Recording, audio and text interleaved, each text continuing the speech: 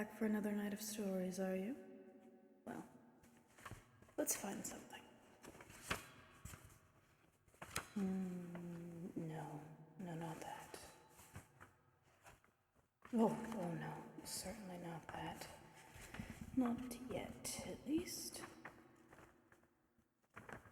Oh, here we go. How about I tell you of the Chosen? Mortals that the gods take a special interest in and give great power to. Most of them go on to become lifelong servants of the gods, either in the form of paladins, clerics, or in some other way. Others live differently. Let's begin.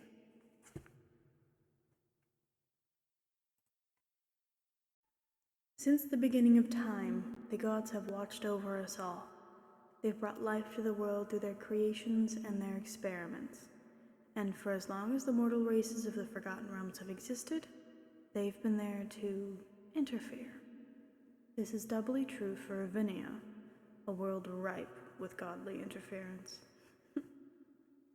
If you are unaware, there are 5 elemental gods that rule the many planes of existence in the realm of Aviina. There is Kolasta, the maker of this library and my chosen goddess to follow. She's the ghost of the sea and of the stars, keeper of the oceans and all life under the waves. There is Qusavan, the Watcher. He keeps hold of the earth itself and the things that come from it, and the things that return to it. There is Kahust, the Knight of the Clouds. They keep watch over the skies, as well as the chaos of the world and the wars that are born from it. And of course, Tavali, Lady of Flame and Darkness, beautiful and deadly, the keeper of thieves and the shadows and destruction.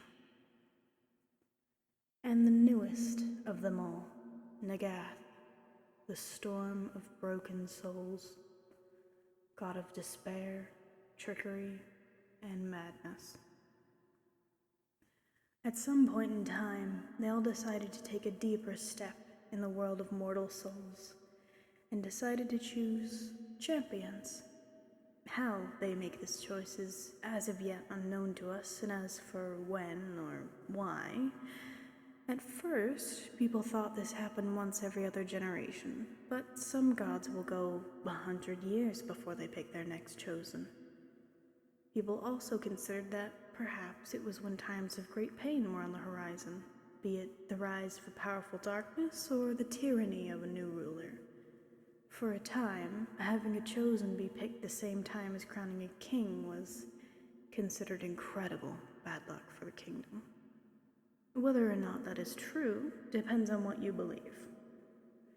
There are times in history where people are chosen and they live a life entirely in peace. There was one person, a gnome farmer that kept llamas for their wool, who was chosen by Kahust, but as to why, it was never known. He never rose to greatness, he never fell to darkness. He lived his life as quietly as he was able, worshipping the god that chose him casually and eventually dying of old age, surrounded by family. Personally, I believe the gods choose people at their whimsy, most of the time at least. They are powerful, and a few are all-knowing, but even gods must do things for themselves now and again. Now, let me tell you of some names you may or may not already know. Some notable chosen of the gods that found their way into the history books, both in this library and the libraries of mortals. First, I'll tell you of Bella Nocta, the chosen of Tavali. Bella Nocta, or simply Bella, as I will refer to her, was a young noble girl from Draconia. She was a black dragonborn and a daughter of one of the council leaders in the country. She was chosen at a young age, when her family was struck by hatred and tragedy. Her mother, the council member she was the daughter of, was targeted by assassins, hired to set fire to her home while her entire family was inside. The rest of Bella's bloodline was lost to the flames, but she made it out unscathed, Tivali had found the girl in the fire, scared and alone, trapped in her bedroom, and had given her the power of one of her chosen champions. Bella devoted the next few years to hunting down and ending those that had brought such death into her life. And after that, she found her way into the fold of the Shroud, and eventually worked her way up to lead the organization until she died. She became one of the most feared and respected people on the continent of Havast, and her legacy was set in stone by the hand of the Shroud. Next, let me tell you of Carvel, chosen of Cahoust. Carvel was a half-elven lad, orphaned at a very young age, and was put to work almost as soon as he could walk. He was whatever he needed to be, a stable hand, a maid, a blacksmith's assistant. He was a slave, kept by law by the lord that watched over the village he was raised in. He was just a boy when the windstorm swept through the plains of Malthoria, ripping the village to pieces and scattering the people that once lived there to the wind like leaves. Carvel was told to return to his lord, but instead he ran. He was given his freedom by the hand of Cahoust. He figured this out when the lord sent mercenaries to hunt him down and drag him back to his chains. He was found in Mildock, in the city center, and while the details of the day are varied, the only thing that is well and truly known is that the boy controlled the skies like he was the god himself. Carvel quickly became a legend.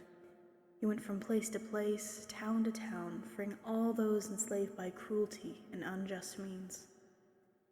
He was the chain breaker, the son of the sky, feared by all evil throughout the lands. If the lord that had kept him had been anything more than a coward, the fight itself would have been a legend. But he died simply, and he died slowly, and Carvel found his place in history as a hero.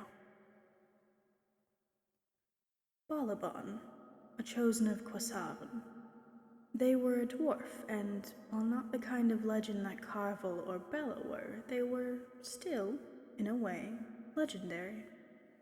They didn't fight, they didn't destroy, they built. Balaban was chosen later in life. They were already past their 100th birthday when Quasavan set his eyes on them, and it didn't come in pain like the others. Theirs was a gift. One night, Balaban had a dream. In that dream, Quasavan came to them, and he gave Balaban his blessing. When they awoke, they found they could move stone like water in any shape they pleased, and while druids and some others can use stone shape, this was different. Balaban built houses and castles and homes.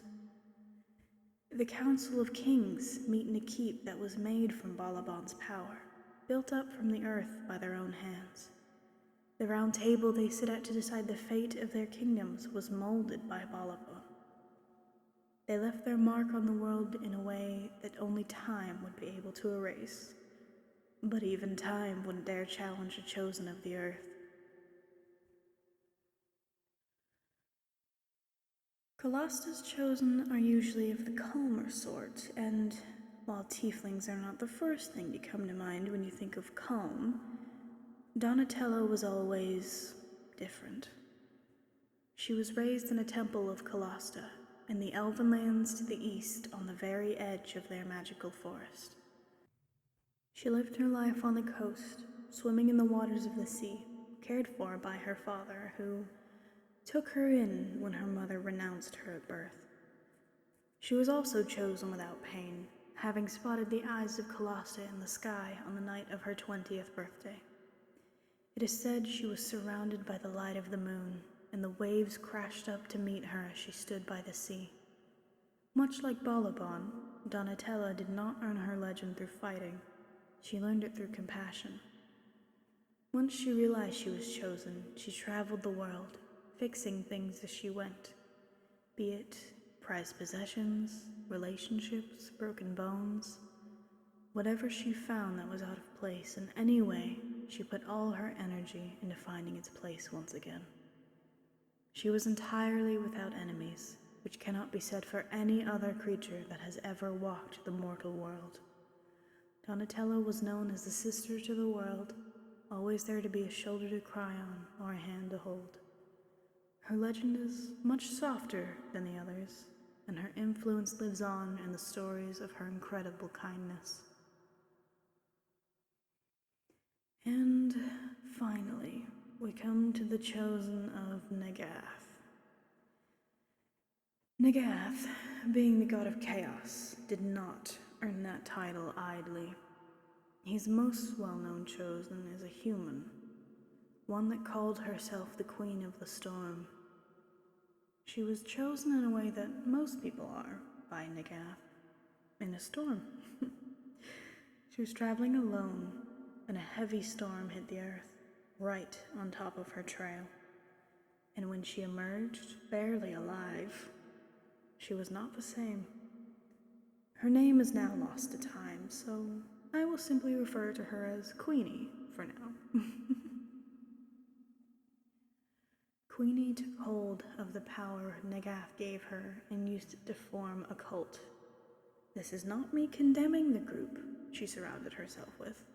They, quite literally, called themselves the Eye of the Storm, the cult of Negath. She claimed that she was the rightful queen of the world, and, once her following was large enough, declared war on all existing kings, queens, councils, and leaders of any kind. She brought death and thunder to the world, driven mad with the power she'd been given. Her reign was only ended when Negath saw fit to choose someone else, another chosen that came to rip her from her self-made throne. An elf named Tyrion. He was chosen in a way very similar to Queenie, but he instead came stumbling out of the storm with a sense of humble duty, as he knew what he'd been chosen for, and he went about his task with endless patience and an intuitive wit.